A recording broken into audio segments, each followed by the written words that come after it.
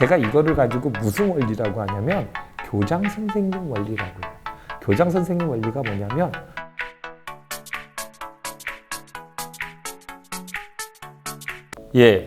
문의사항 주신 거는 반려견 이름이 봉봉이에요. 그리고 견종은 비숑프리제고 나이는 3살이랍니다. 그리고 중성화를 하셨는데 이 문제 행동이 뭐냐면 차만 타면 몸을 떨면서 헥헥거린다고 합니다. 그럼 여러분들 지금 얘는 왜 헥헥거리면서 떨을까? 근데 많은 분들이 이제 이 두 가지예요. 그러니까 반려견의 어떤 행동에 있어서 원인 파악이 중요한데 멀미일까? 근데 대부분 이제 멀미로 알고 있거든요. 근데 침을 흘리거나 몸을 떠는 행동은 일종의 어떠한 내가 트라우마 행동일 수도 있어요. 그럼 여러분들께서 이런 얘기를 하십니다. 내가 차를 타면서 때리지도 않았는데 혼내지도 않았는데 무슨 트라우마입니까? 여러분들 많이 들으셨을 거예요. 이분도 여기 나중에 보면 대처 방법에 나오는데 카밍 시그널 아시죠? 반려견이 나에게 진정하라고 보내는 신호. 근데 여러분들 카밍 시그널을 무시하게 되면 반려견은 어떤 생각을 하냐면 거부의 두려움이라는 게 있습니다. 즉 내가 사과를 했는데 사과를 받아주지 않는 것은 나를 받아주는 것이다, 안 받아주는 것이다, 안 받아준다고 생각하기 때문에 그 상황에 대해서 굉장한 트라우마가 생겨요. 자, 제가 왜 이 말씀을 드리는지 다음에 구체적 에피소드로 들어가 보도록 하겠습니다. 이렇게 구체적 에피소드 보시면 애견 카페 갈 때는 계속 헥헥거렸는데 신나게 놀고 집에 올 때는 안 헥헥거렸어요. 멀미인가 했는데 피곤하면 헥헥거리지 않아요. 자, 여러분들 보호자도 똑같이 얘기하세요. 멀미인가 했는데 피곤하면 헥헥거리지 않는다. 이렇게 상반된 행동의 이유가 뭐가 있을까요?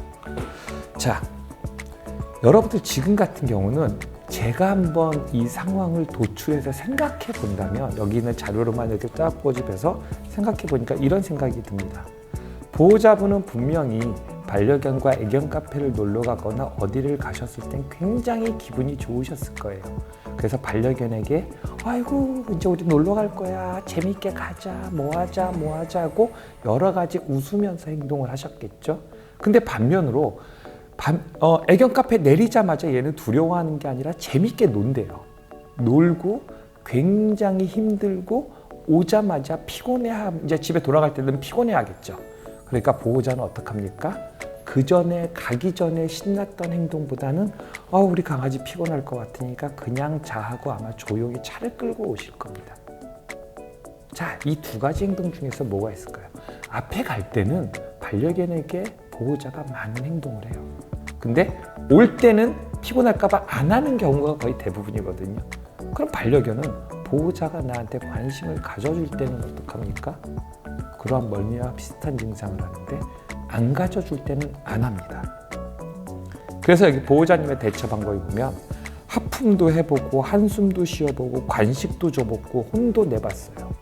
자, 여러분들 이 지금 방식이 뭐냐면 하품도 해봤어요. 하품이라는 게 뭐죠? 카밍 시그널에서 원래는 이게 지금 카밍 시그널의 오류거든요. 되게 잘못된 적용인데 진정을 시킨다, 안정을 시킨다고 하는 하품을 하거나 뭐 귀를 내리거나 여러 가지 이렇게 안정적인 행동들을 이제 제가 좀 이런 말씀을 드리면 죄송하지만 방송이나 이런 데서 좀 오류로 적용이 돼요. 그게 뭐냐면 진정시키는 행동은 진정시키는 행동인데 이게 진정시키는 게 뭘 진정시키는 거냐?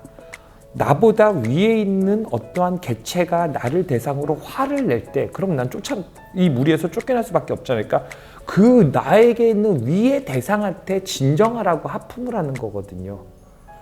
하품을 하거나 뭐 혀를 내밀거나 아니면 뭐 귀를 내리거나 이렇게 하는 진정작용은 좀 그런 진정작용들이 있거든요. 근데 지금 보시면 그리고 또 하나는 내가 너무 두렵기 때문에 내가 함으로 인해서 내 자신이 진정되는 행동들이 있어요.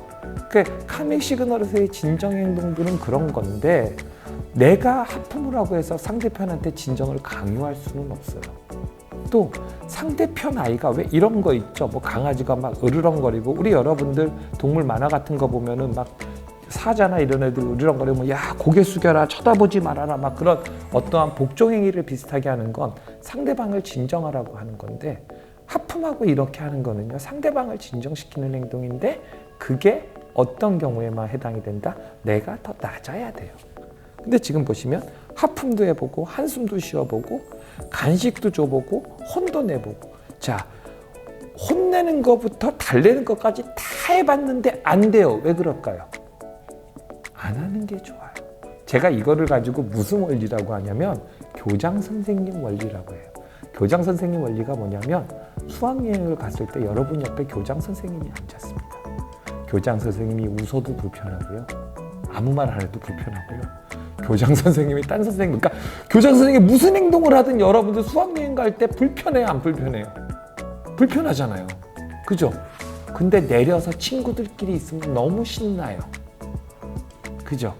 교장 선생님이 수학여행 내려서 선생님들하고 술 마시고 차라리 코 골고 자면 나는 너무 편해져. 내 맘대로 할 수 있으니까. 자, 그러면 이제 문제는 이겁니다. 보호자분한테 이것을 어떻게 우리 펫시터 분께서 이제 이걸 얘기해야 되는데 보호자분한테 이게 좀 부담되는 행동을 하신 거예요 하고 얘기할 수가 없잖아요. 그러니까 이건 어떻게 되냐면 보호자한테 이렇게 얘기하세요. 갈 때도 올 때처럼 한번 상황을 만들어 보시죠. 그러니까 이거는 뭐냐면 보호자한테 뭘 하라고 하지 마시고요. 아무것도 하지 말라고 한번 해보세요. 그러니까 우리가 간혹 보면은요, 문제 행동을 유발하는 원인을 없애야 되는 경우도 있고, 그러니까 문제 행동이 우리가 뭐 억제시켜야 되는 경우도 있어요. 반려견의 리더성이나 막 이런 것 때문에 상승되는 반려견의 감정을 억제시켜야 될 수도 있겠지만, 반려견이 원인이 아닐 경우는, 보호자가 원인일 경우는 억제보다는 제거가 더 어울릴 수 있다는 겁니다. 그래서 여러분들께서 보호자님을 잘 한번 설득을 하셔서 갈 때도 올 때처럼, 즉 아무 강아지한테 올 때처럼 아우 너 기분 좋겠구나, 근데 엄마가 조금 바쁘니까 운전에만 중심으로 할게, 그리고 올 때와 같이 똑같이 반려견에게 한번 신경 써주지 말아줘 보라고 그러세요. 그래서 반려견이 문제가 생기지 않는다면 그 다음에는 여러분들께서 보호자분을 관찰해 보시고 거기서 보호자분이 무심코 행하는 행동 중에서 어떻게 이것이 반려견이 카밍 시그널이 좀 많이 나타나는 행동이 있다면 제일 위험한 행동이 뭔지 아십니까? 보호자가 체벌인지 모르는 행동이 바로 제일 위험한 행동입니다. 여러분들이 미소 짓는다고 해서 반려견도 같이 기뻐할 거라고 생각하지 마십시오. 이런 경우엔 거의 대부분의 행동들이 뭐냐면 보호자가 자신의 행동이 체벌인지 모르고 그것을 사랑으로 착각해서 지속적으로 하다 보니까 반려견은 보호자의 미소 짓는 그 행동에 트라우마가 생기게 됩니다. 그래서 갈 때도 올 때처럼 무관심해지고 그런 걸로 확인한 다음엔 보호자 보고 어떡합니까? 하나하나 과거에 했던 행동들을 다시 한번 표현하라고 한번 해보십시오. 그 중에서 이 반려견에게 딱 그 행동이 다시 재발되는 행동이 있다면 그것이 바로 미소 짓는 트라우마가 될 수도 있는 겁니다. 자, 오늘의 주제는 뭐다? 보호자가 체벌인지 모르고 하는 체벌이 가장 위험한 체벌이다. 그래서 여러분들은 어떻습니까? 보호자의 행동 중에서 어떠한 미소 짓는 행동이 반려견을 불편하게 하는지 꼭 찾아보시면 될 것 같습니다. 예, 이것으로 마치겠습니다.